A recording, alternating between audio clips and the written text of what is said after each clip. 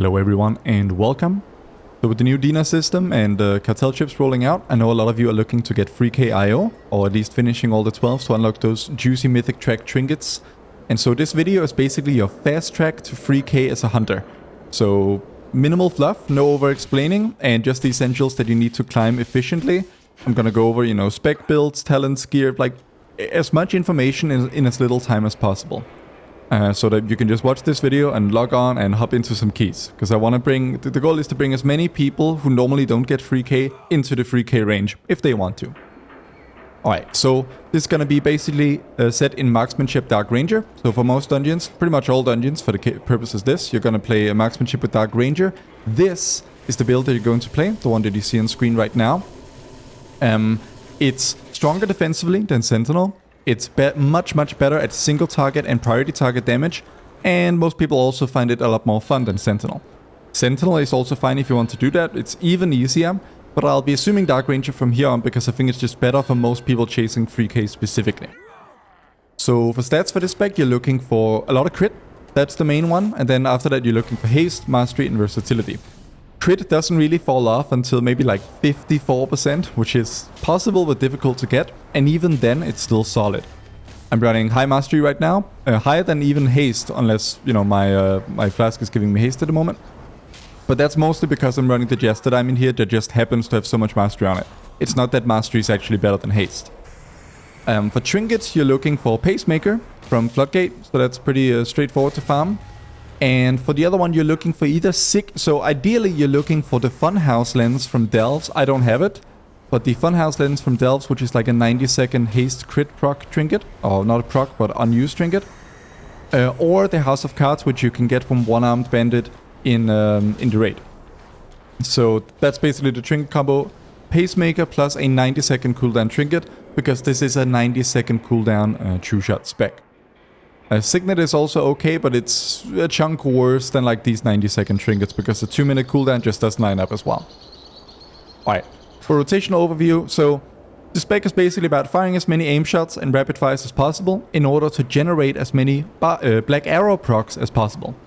So aim shot and Black Arrow generate Black Arrow, which does, they generate Deathblow procs that generate Black Arrow. And the Black Arrow just does a crap ton of damage on both single target and AoE. So there's a huge RNG element to this spec. It is one of the most RNG specs in the game. But we can't control the RNG. We can only control, playing optimally from global to global. And sometimes the RNG will be there, sometimes it's not. Even at the minimum though, this is a very strong spec in keys. Aim shot also generates precise shots, which buffs your next arcane, which is a single target ability, or multi-shot, which you use for AoE. You have to spend all of these stacks to buff your aim shots, so you never cast back-to-back aim shots. You always spend all of your precise shots before casting aim shot.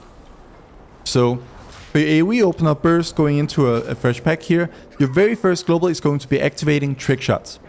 Trick shots you either get from pressing multi-shot on 3 or more targets, or putting down the Volley ability, which is a 45-second cooldown that does a ton of AoE damage and applies trick shots for 6 continuous seconds.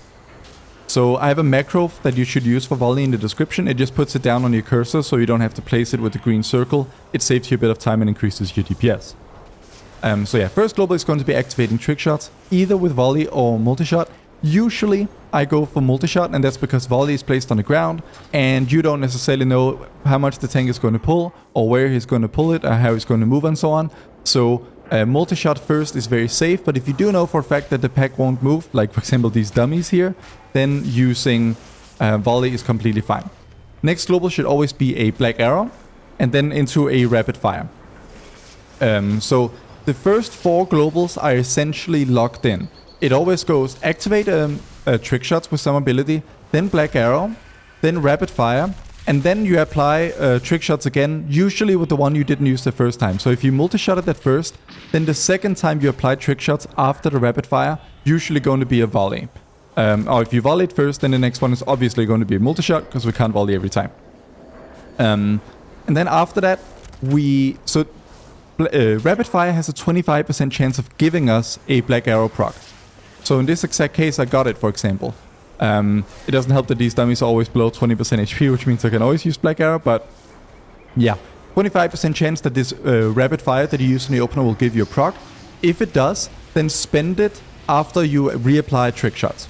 So once again, first global is going to be apply trick shots either with a volley or multi-shot, and then black arrow, and then rapid fire, and then multi-shot, and then if you get a black arrow proc, you use it now. And after you've done that, those first 4 or 5 steps, then you pop your true shot, your main cooldown. So true shot, you can macro your trinket and potion. Is that always optimal? No, but we're just trying to get to free K, right? And then your first global in true shot and AoE should pretty much always be black arrow. So black arrow will benefit from trick shots being up, but it will not consume it. So aim shot and rapid fire, they will consume trick shots when you use them with that buff. Black arrow will benefit, but not consume it. So what often happens is we go, you know, in the case of the opener, with the multi-shot, black arrow, rapid fire, and then multi-shot, black arrow, is that we've just spent black arrow, but we still have the trick shots that we just applied. When we pop true shot, that always gives us an instant black arrow proc. So it's very common to go black arrow, true shot, black arrow. It's just very, very important that trick shots is already applied before you hit the first black arrow in that black arrow, true shot, black arrow sequence. Alright, so that sort of covers the first few globals, how you set up every single pull. So let's just go through a full open now, and I'll try to commentate as I go. So once again, let's say we start with volley this time, so it goes like volley, then black arrow, then rapid fire, then multi-shot, and then true shot, and then black arrow.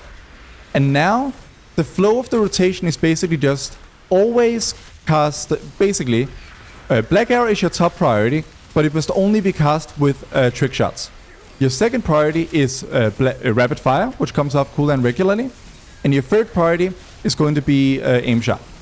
So what I'm basically looking for here, and this is now the true shot has ended, it basically just slows down the rotation. So it's like, okay, I got a black arrow proc, I'm going to multi-shot and then black arrow. I have an aim shot next. And after every single aim shot, it's extremely important, or rather after every single aim shot and rapid fire, it's essential that we always reapply the trick shots immediately, or at least before we cast the next ability. So we never ever want to cast either of these 3 core abilities, aim shot, rapid fire, or black arrow, without having trick shots for them on AoE. That is just hard illegal. So yeah, the flow goes, you know, aim shot for, you know, damage and precise shots. Spend those precise shots procs on multi-shot on AoE. And then multi-shot to reapply the trick shots that is spent by both your rapid fire and your aim shot. When you have black arrow procs, always use them immediately, but do so only with trick shots, at least on AoE. So yeah, and if you run out of focus or you cannot do anything, then you just fill in with steady shot. So never wait for anything to happen in this spec. You can always fill in with steady shot. You'll notice that I hardly ever use explosive shot here. Now you'll see it glow sometimes in my UI. This UI is Azor UI. You can get it as a sub on either my Patreon or Twitch. It's linked in the description. On AoE, we only use explosive shot as like a low priority filler. So let's say we have no ability to cast aim shot or rapid fire or black arrow. In those cases, then we send explosive shot. And once we can no longer do that, then we just fall back to our sort of main filler, which is going to be steady shot. So that's the general flow of the AoE rotation. And so yeah. So next out, let's check out some single target. We just drop combat here. And essentially, it's the same idea, but without the trick shots. Because obviously we don't need the trick shots buff to make our abilities do AoE damage on a single target. So the golden rule of single target, the main difference is that we only cast black arrow with precise shots. So precise shots, once again, is the buff that's generated after you press aim shot. After aim shot, you will always have a precise shots proc. You only cast black arrow with these, because we run this talent headshot that actually makes black arrow benefit from them. So the rule basically is, when you get a black arrow proc, and you have precise shots, cast it immediately. If you do not have a black arrow proc, if you do not have a precise shots, cast aim shot first to give yourself the precise shots that we can then spend the black arrow on. So no precise shots, no black arrow. And other than that, it's the same flow. So if nothing is available, only difference is on single target, we do not press explosive shot at all. So let's go into the single target opener. So it's a little bit different. So first of all, if we get a pull timer or we can anticipate the boss being pulled a bit, pre-casting aim shot like this is good. What I like to do is, basically I pre-cast it, but then I tap forward on my mouse to cancel the cast until I see that the tank is about to pull. Eventually we let it finish and then we go rapid fire. Then we go arcane to spend the precise shots. Then we pop down volley. Then we pop true shot and then it's into aim shot. So if the general flow of the AoE rotation is nearly always that we go true shot into black arrow, well on single target it's pretty much always true shot into aim shot. So a good rule of thumb is you never true shot on single target unless you're just about to aim shot in the rotation, which is pretty much all the time.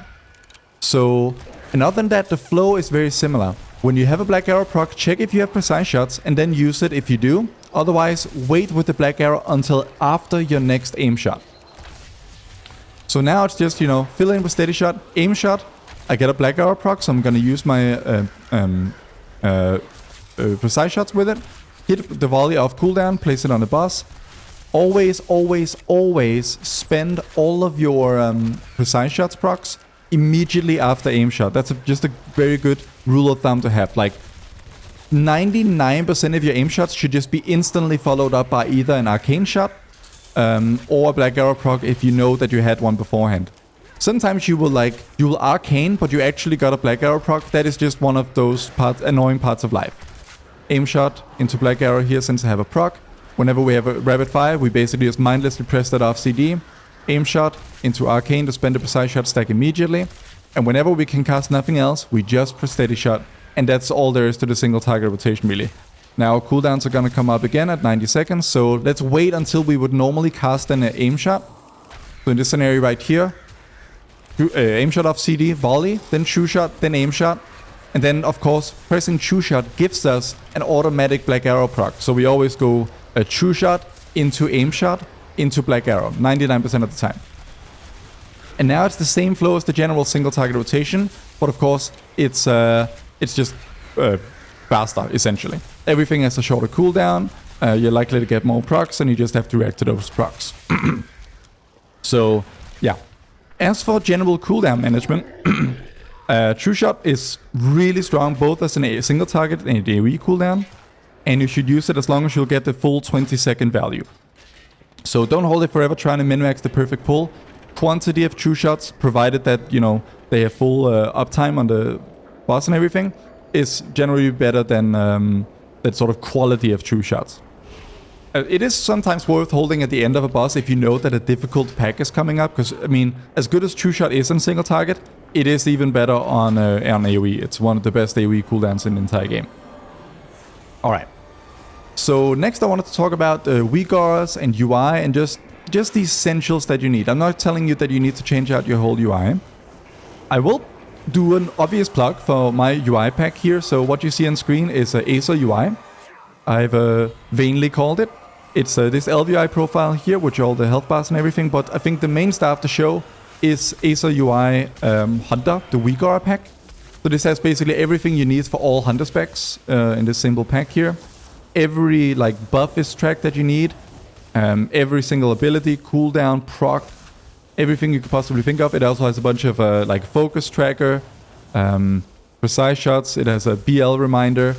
Everything you need to play Hunter optimally is basically in this one package. It's available to Twitch Prime subs or Tier 1 subs, and also over on my Patreon, where there are also other perks. Do you need this? No. But it's not. But it will probably be a big upgrade on whatever you're using if you're watching this video. That's just the cold hard truth in my opinion. Next thing you'll need is a Dungeons WeakAuras pack. So I recommend grabbing TWW Dungeons. You can even see the URL on screen here. I'll also link all these in the description below. This is just, it has timers for relevant Mythic Plus mechanics, debuff alerts, bars for, various knockbacks and incoming damage and so on. So that's nice to have. Then another essential that I don't see a lot of people talk about is a highest health enemy tracker. So this thing basically tells you, it will highlight the highest HP mob in the pack. So I don't think it's working here in the dummies, but essentially, because our priority target damage is so strong as this spec, it's really important to always hit the highest HP target unless there's some really insane reason not to. So this WeakAuras will basically just tell you what should you target before the pack even begins. And during the pack, it'll even change around and it'll tell you, okay, retarget this instead. It highlights the nameplate with like a yellow highlight. So really OP WeakAuras that a lot more people should be using than what I see out there. Because it just makes it so much easier to pick the right target. And I see so many people waste a bunch of time in their keys from not targeting the optimal thing at all times. So that's quite good. Another thing I'd recommend is, actually I'm going to save that for the defensive section, which is coming up right now. Okay, so for defensives and stops and utility and so on. So first of all, the defensive philosophy that I like best is so number one, any defensive use that doesn't save yours or someone else's life is wasted. If you die with all of your defensives used, you probably wasted at least one of them, and if you had played better, you could have held one of them and prevented the death that you had. Number two, if you die with defensives still available, then you just learn to be more cautious for next time. So, you know, you have to strike the perfect balance between being conservative with your cooldowns and being lazy. What you should never do, however, is be passive. You know, if you die with defensives available, you should be like, I knew I could have used the CD there, but I didn't. I'm gonna learn from that for next time. You should never die as a surprise. Or you should know within 5 seconds of when you died how you could have played it better. And that's the general philosophy here. But what are our defensives? So our first line of defense for Marksmanship Dark Ranger is Acceleration. So Acceleration is 30% instant heal plus 12% over 8 seconds.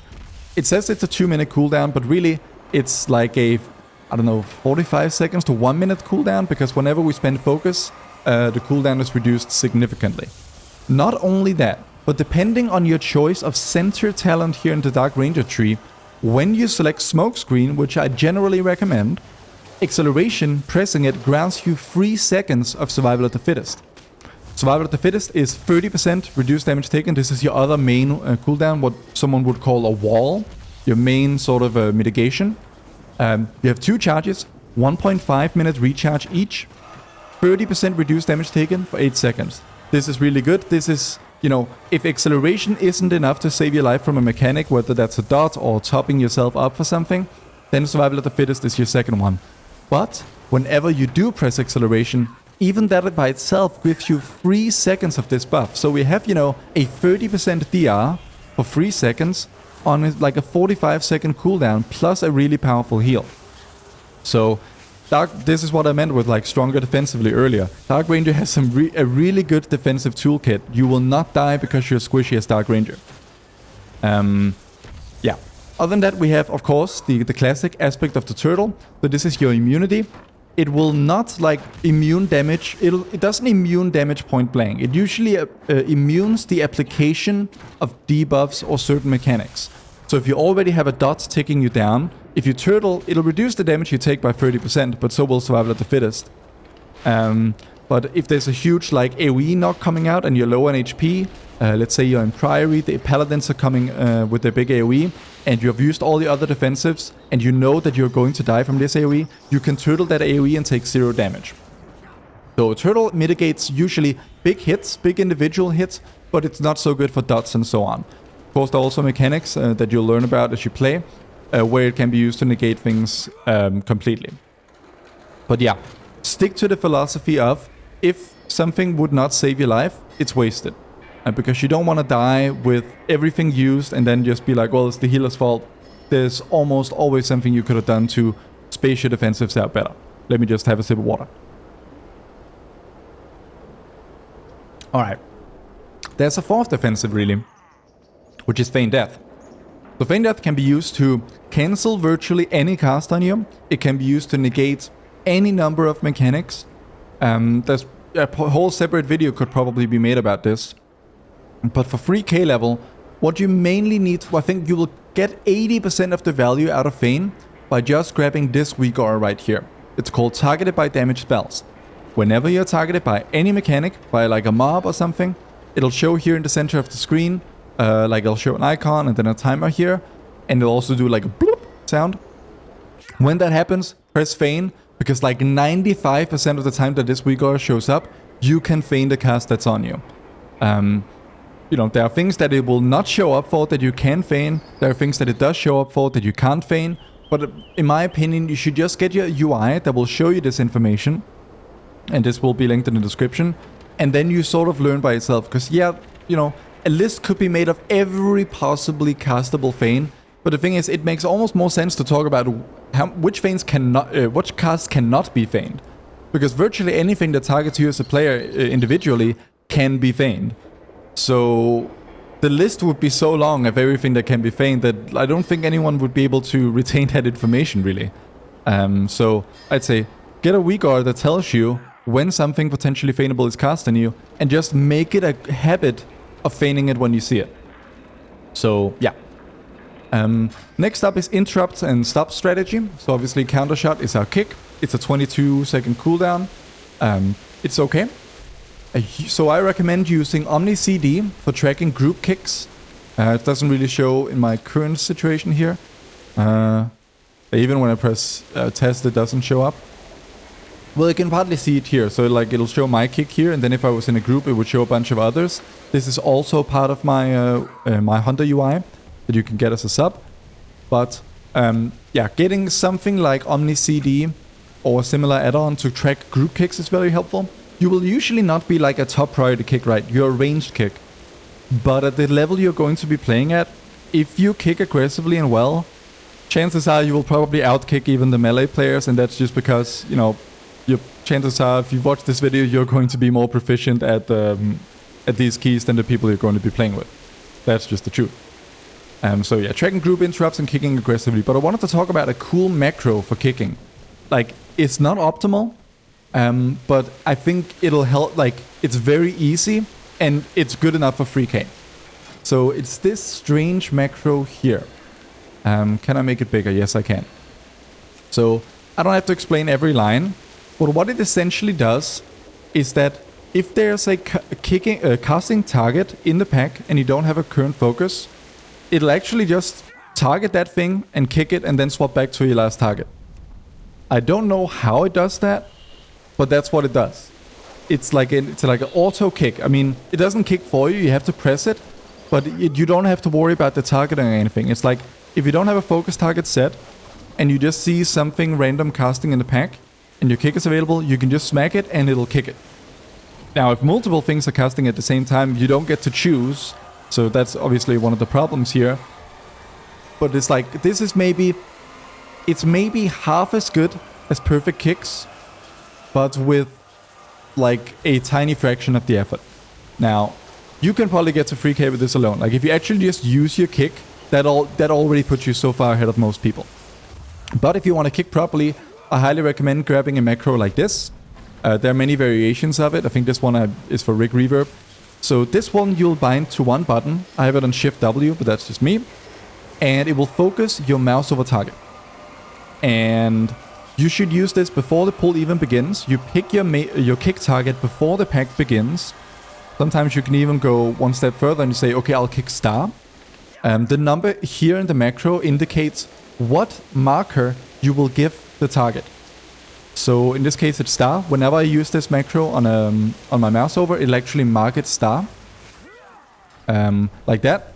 So like I'm hitting the macro on these different nameplates here. You can see I'm moving the star marker around. And you can tell the group, hey, I'm going to kick star. And then they know that once you go into a pack and they see that, well, the hunters got that covered, at least for the first kick. Then all you do, once you've set up your focus target, and you have, in my UI, the focus frame is right here, so you can keep track of it. And in my UI also has an advanced focus cast bar that will show up here. And when it casts and you have a kick available, then you just hit your kick macro. And if, you know, this kick macro that I showed you is an all-in-one. Like, it both has normal kick MOUSEOVER functionality, or kick focus functionality, but it also has this sort of auto kick behavior when you don't have a focus selected. So yeah, that's what I recommend doing for kicks. For stops, our main tool of choice is Implosive Trap. Use this when there's a cast going through and you do not have a kick. Ideally when there are multiple casts going through. Do keep in mind that it has a pretty long travel distance. Like if I'm standing out here and I throw a trap over there, like first it has to land and then it has to arm and now it's like active. In general, it's pretty good to play close to melee. Like just because you can play at, you know, one of the highest ranges of all specs, like you can play from out here. You shouldn't most of the time. Most of the time, the best place to be is relatively close to the pack, because then, you know, when you do use your Implosive Trap, the travel time is going to be much less. So, yeah. You also have, you know, Binding Shot. You can use that before Implosive Trap, and because they get knocked up and away from the Binding Shot, that will actually trigger it as an AoE stun, but that's a 2 global investment, not usually needed. Bursting Shot is rarely used as an AoE stop because it knocks everything all over the place. So it's mostly used to reposition mobs that are like stragglers. Think of the sharpshooters in Priory when they like jump out and they're difficult to get a hold of. Bursting, shotting them in, that's an example of good play. Alright, with that covered, I wanted to go over some of the pain points in just a few of the dungeons, mainly a Brewery and a Priory, and just maybe some other dungeons as well. I'm gonna improv this a little bit to cover which dungeons you're most likely to struggle the most with in trying to get all the 12s done. You know, Dark Flame Cleft, probably not going to be that hard for you, but like Priory, Meadery, they can be a bit more difficult. In Priory, I say the toughest point for Hunter is, this comes down to defensive philosophy. It's when you do these large Paladin pulls. You may not do pulls exactly like this, but the Paladins hurt, as you know. So with my WeakAuras, you will have a timer indicating, or not my WeakAuras, but the dungeons WeakAuras that I've recommended, you will have timers for when they're going to AoE, and the WeakAuras will even say AoE when it's coming up. So your job is to listen out and look for those while doing your rotation, and always be aware of your health. And essentially, whenever you think that the next AoE is going to kill you, and the cast has already begun, pop a defensive. But if not, then you should not use a defensive. Because if you just defensive every single AoE, then you'll run out in no time, and then you'll die later on when the healers run out of healing cooldown. So don't do that. Use defensives in a way that will save your life, and be aware of incoming damage patterns so that you can actually make smart decisions about this stuff. This is the main pain point in this dungeon, I would say. A Brewery, there's a few things here. So first boss, you can turtle the brew when it flies through the air for you. So you keep an eye on the boss when he casts Throws in the brew. Look at the projectiles in the air, and if it's coming for you, turtle until it hits you, and then you won't get the debuff at all. On IPA, only do add damage when there's 3 stacked targets, because you need 3 targets in order to activate trick shots. And when you don't have 3 stacked targets, but like they're spread all over the place, then you use CC to try and make them a 3 stack. Bursting Shot is good here. In the B area, whenever there are worker bees out, you should stand as far away as possible to outrange the bazooka ability that they do. And on Bank Busby, try to trust the healer. Only use the defensive if there's winds coming out, the fluttering winds or whatever it's called, and there's a debuff on you from the bees. The healer should be able to carry the winds on his own, but the combination is what you should be worried about. That's the main thing in Cinderbrew. On, let's see, Workshop first pull, try to be close to melee, but whenever you're not casting aim shot, which granted is a lot of the time, try to always be moving and be relatively close to melee. So, you know, find a place where there's not some other range stack, but still in melee, and move around, because otherwise the Strider Tongs, they're going to jump out all the time and you're going to lose DPS. Because the thing is, the Strider Tongs are generally the ones you're going to be hitting the most because of their jumping out behavior. It means the HP will generally be higher because other people don't like to target them. But if you want to finish the pack as quickly as possible, we do want to target a Strider Tonk, but we want to position and tell our group to position in such a way that they don't jump out of range of our cleave abilities and so on. So for next part, this is kind of self-explanatory. For the dogs here, so being a dwarf is insane here because you can dwarf a debuff. Don't usually dwarf the very first debuff. So use a mild defensive for the first debuff or trust the healer. But then if you get a second debuff, then you use your dwarf to clear all the debuffs. Cujo, there's a feign trick. So whenever it's going to jump, it's going to target you with the circle. You need to get not as far away as possible, because that will cost melee a lot of uptime, but reasonably far away. I'd say 25 yards minimum. And at the very end of the cast, what I like to think of it is like 0.1 seconds after the cast to jump has finished, you tap your feign and you remain feigned until he lands on you. And if you do this right, he will land on you, he will do no damage, and then he will cancel the entire mechanic. So that's pretty good. Rest is fairly self-explanatory in this dungeon. Theater of Pain, I'm trying to think. There's one interesting trick here in the second sort of area, or the Sav area. Let me just see if I can find it. Yeah, so these mobs right here, when they cast their Interrupting Roar, you can actually feign that. It's only when you get the guys that do an ability called Interrupting Roar, so the Earthquake thing, that doesn't work. But Interrupting Roar, if you're feigned when that cast ends, you will take no damage from it. It only hits enemies in combat, and feign drops combat, so that's a bit interesting. Other than that, on this pack right here, make sure to have a dwarf ready, if you are a dwarf, which I recommend, for when the bleeds go out. Other than that, fairly straightforward. Like, you're actually really good in theater because your single target is so insane. So this is a good MM dungeon, one of the best MM dungeons in the game, I would say. Just make sure you're always hitting the highest HP target. Yeah, I feel like that's pretty much it. There's not too much specific to theater that I can think of, at least off the top of my head. Motherload, I'm trying to think. There isn't really much. I mean, getting a good high quality true shot on the first boss during the damage M phase, like, you can do completely bonkers damage on this first boss fight. But that's not really a specific tip, I would guess. Second boss can be a little bit rough with having to constantly run around. You know, use a tar trap and binding shots so that you don't have to run as much. Rather use globals than move too much in trying to run away from the Earth Ragers, especially if you're the only ranged, because that means they'll only pick you pretty much.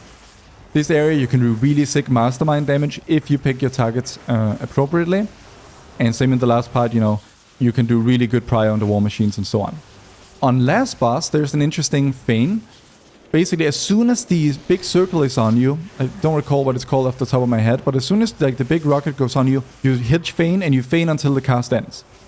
That will completely negate the mechanic, but you have to do it quickly. You cannot be like, oh, it's on me, I'll just wait with this aim shot cast and then feign towards the end. No. As soon as it's on you, you press feign, you don't hesitate, and that will cancel the mechanic 100% of the time. So that's a really good one. Floodgate. First pull, not really too much to say there, other than obviously don't get shredded. You can stand on boxes, I think, and that will like completely negate the whole thing. Yeah, that's a thing you can do. Second part here, whenever you get the thing on you that like roots you and does heavy damage to you, you can disengage the root away, and that's a general good thing to know. Anything that slows you or roots you in the game, you can disengage it, because disengage has a built-in like a root / slow clear in it. So make sure you use that for such abilities. First boss here, you're not much to say about it really. You're just really strong in this fight. You can do insane add damage while prioring the boss really hard, so that's good. This boss here we're a little bit weak on, because it's mostly sort of 1.5, like there's some 2-target cleave that we can't take advantage of. Try to only use volley and stuff when they're stacked up. Other than that, nothing special. Swamp phase we're insane for, just because we're a good single target. Other than that, you know, on these hard packs, make sure you're focusing down the Blood Warper. When I say focus down, I just mean actually target it from the beginning of the pack. If you have the highest health enemy WeakAuras, then that's just going to tell you to do exactly that. I think that's mostly it for Floodgate. You can turtle a Gigasap on the last boss, so whenever it's on you, you just turtle at the end of the cast. But you don't cancel turtle immediately, because it goes off twice, the Gigasap. So you wait until it's gone off the second time, and then you turtle. Do this when you don't have other cooldowns, or if you can communicate with your healer when he doesn't have the strong defensives for it. You might want to do it on an early one, so that you can get another turtle in later in the fight. Rookery is, you know, really good priority target dungeon, really good MM dungeon, because the caps are not very uncapped. So, but it's mostly just, you know, target the Void Rider in the first pull. Try not to main target core tight, because sometimes he will evade and he will eat your globals, and it's just super frustrating. So most modern routes they pull the Void Rider in. At a plus 12 level, I think your mileage may vary. But at least from the during your opener burst itself, be a little bit careful about targeting core type, because at least in my experience, sometimes he'll evade and it drives me insane. Second part, nothing special. You can feign whenever the Stormrooks, they do their channel on you, especially when that overlaps with their overall AoE. That is a really, really high value feign. Other than that, it's just mostly kicks. Use your soothes on these Thunderers. You have an AoE soothe built into tranquilizing shots, so use that. Next section here, you know, once again, do not defensive the pole by itself from the diffusers, but defensive combinations of the pole ability that they do, and, you know, casts going through on you, but of course you want to be good at kicking as well, and crushes jumping on you. So you'll almost never die from any one mechanic on its own. You'll almost always die from two mechanics combining, and UI and WeakAuras and awareness are what help you survive these things. So same thing goes here, you know. You can line, but I don't recommend lining the jumps or the arcing voids when you are in your cooldowns. This is like, the point of this pull is you carry this pull with your damage. You're one of the strongest specs in the game for this pull. You pick a diffuser, and you're just going to send your cooldowns and do the perfect opener that we talked about earlier, and you're just going to smack it down. And you're going to use defensives very aggressively while you're bursting to survive potential combos. Kicks should of course be handled, but sometimes you will get a potentially arcing void while the pulls are going out, or crushers. On a plus 12, you can just defensive those and live through them and focus on DPS. Once you're out of cooldowns and not doing so much damage, and the healer's out of cooldowns as well, and Lust is over, then you can start lining them. But don't just line it during your opener. You'll lose way too much damage for it to be worth it. Stormguard Gore, not much to say on that.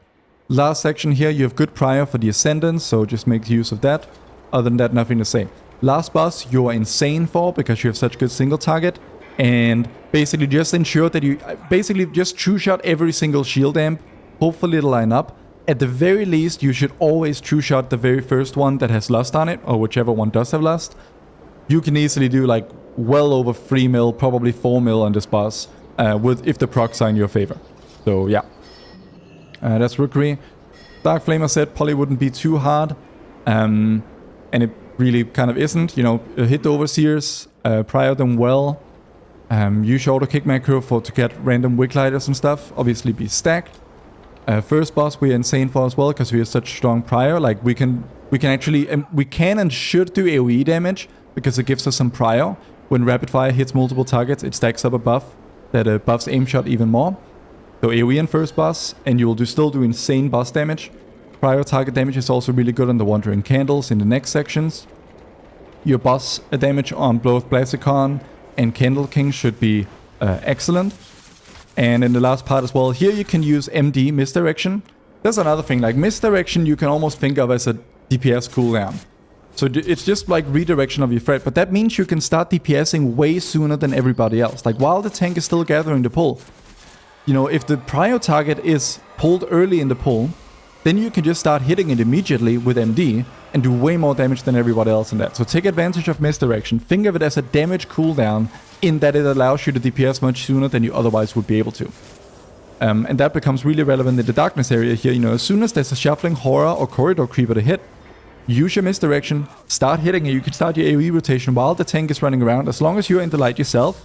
Another element here is that flare, when you pop down your flare ability, that actually counts as a as light for the purposes of this. So like, I pop down this here, and if I was in Dark Flame, this would actually count as light the same way that a candle does. That's mostly it. And I think that's all the dungeons pretty much covered. Did I cover Workshop? I covered Theater? Yeah, I did. So there you go. That's your path to 3K. There's more depth to all of these things. You know, 1 hour video could be made about any one of these topics individually. But if you play this build and you keep the rotation flowing as I told you, and you target the right targets from the beginning of the pack, and you handle your cooldowns and interrupts mainly, you know, true shot aggressively, but do not waste them on dying packs. Use, you know, the kick strategies we talked about with the macro. Use Implosive Trap, like, if you just use it some, and if most importantly, you take responsibility. If you die, learn from it. Always assume that it was your fault, because 99% of the time, you could have done better. If you do those things, I believe that no matter what your current level is, if you have a character that's above 665 item level or so, you can reach 3k IO score. So yeah, that's it. Check out my Patreon for access to my UI and WeakAuras and coaching. Join my Discord if you've got questions, you can always ping me in there. And good luck on your climb. Peace.